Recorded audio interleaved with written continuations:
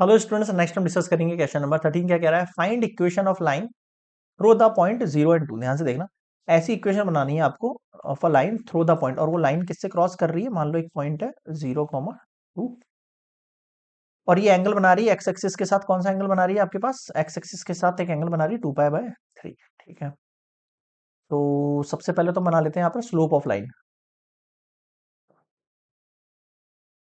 कितना होता है हमारे पास? Tan theta, ten 2π/3। अब आप थोड़ी वैल्यू ध्यान से देखना भाई, टेन 2π/3 की वैल्यू कितनी हो जाती है हमारे पास? इसको थोड़ा सा ऐसे लिख रहा हूँ मैं, 10 - π/3। 10 180 माइनस थ्री कितना होता है? -10 π/3। π/3 का मतलब कितना हो जाता है? 30 डिग्री। तो ये -√3 हो जाएगी ये वैल्यू, है ना। ये सब ट्रिग्नोमेट्री में पढ़ चुके हैं अपन, तो इस पे ज्यादा टाइम नहीं लगाएंगे। तो स्लोप निकल के आ गया लाइन एन1 के लिए, ना। तो फॉर लाइन L1, M1 जो हो गया वो कितना हो गया? -√3 हो गया एक तरीके स्लोप। अब आगे सुनना, ये पास कर रहा है इस पॉइंट से, है ना। It passes through 0, 2। अगर ये इस वैल्यू से पास कर रही है तो क्या हो जाएंगे हमारे पास point? y - y0 equals to m x - x0। इनकी जगह आप x0 y0 या x1 y1 भी रख सकते हो। y माइनस ये y x0 है, y0 है, y0 की वैल्यू कितनी होगी? 2। ठीक है, ओके। फाइनली आप देखो क्या इक्वेशन बनी, y - 2 इक्वल्स टू -√3x। इसको उठा के इधर भेज देते हैं, y + √3x -2। थोड़ा सा प्लेस करता हूँ मैं यहाँ पर, -2 इक्वल्स टू 0। ठीक है, ये आपके पास क्या हो गई? एक इक्वेशन बन गई।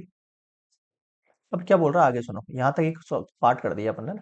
Also find the equation of line parallel to it. एक और लाइन है जो इस लाइन के क्या है? पैरेलल है, जिसको मैं L2 नेम दे रहा हूँ, है ना। To it and crossing the Y axis. और ये जो लाइन है ये किसको क्रॉस कर रही है? वाई एक्सिस को क्रॉस कर रही है at a distance 2 unit below the origin. अब ये ध्यान रखना, ये बिलो बोला है इसने, यानी ओरिजिन के नीचे थी ये वाली चीज। अगर ओरिजिन के नीचे होगी आपके पास, तो यहाँ पर x तो 0 हो जाएगा, बट y जो है वो -2 काउंट किया जाएगा। y की वैल्यू क्या काउंट की जाएगी? -2 की काउंट की जाएगी। मतलब हमें L2 की वैल्यू ये फाइंड करनी है, ना। तो क्वेश्चन को समझना एक्चुअल फील क्या कहना चाह रहा है ये लाइन इसके क्या है? पैरेलल है। ठीक है, और ये लाइन इसको क्रॉस कर रही है, और ये लाइन क्या है? पैरेलल है। अब हमें पता है कि जब लाइन पैरेलल होती है, if two lines are parallel, then m1 equals to क्या होता है? m2। मतलब दोनों के जो स्लोप्स होते हैं वो दोनों क्या होते हैं? इक्वल होते हैं। तो m2 जो है स्लोप ऑफ लाइन L2 जो है वो एक्चुअल के अंदर आपके पास m1 के इक्वल होगा स्लोप ऑफ लाइन L1, है ना। तो m2 की वैल्यू भी -√3 आ जानी फर्स्ट ऑफ ऑल। ठीक है, इट पासेस थ्रू, ये जो लाइन है वो किससे पास कर रही है?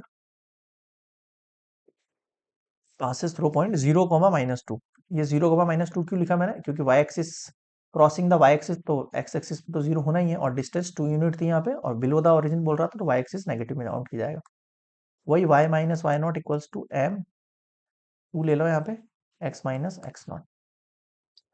x0 y0 की वैल्यू -2 इक्वल्स टू m की वैल्यू कितनी है? -√3 x - 0। ठीक है, y + 2 इक्वल्स टू -√3x। इसको उठा के इधर भेजेंगे, y + √3x और +2 इक्वल्स टू 0। क्लियर है यहाँ तक? तो दो इक्वेशन आई है हमारे पास, देखो y + √3x -2, और यहाँ पर क्या है अपने पास? +2। तो दोनों में थोड़ा सा डिफरेंस है हमारे पास। क्लियर है? तो ये आपके पास हो गई again one more required equation. Clear है? Question number 13 complete.